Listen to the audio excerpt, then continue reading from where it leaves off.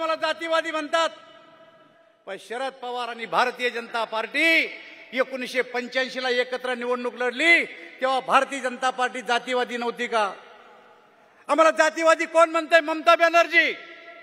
पण ममता बॅनर्जी अटल बिहारी वाजपेयीच्या मंत्रिमंडळामध्ये रेल्वे मंत्री होत्या तेव्हा भारतीय जनता पार्टी जातीवादी नव्हती का? आम्हाला जातीवादी म्हणतं कोण? फारुख अब्दुल्ला. पण अटल बिहारी वाजपेयीच्या मंत्रिमंडळामध्ये उमर अब्दुल्ला हे मंत्री होते तेव्हा भारतीय जनता पार्टी जातीवादी नव्हती का?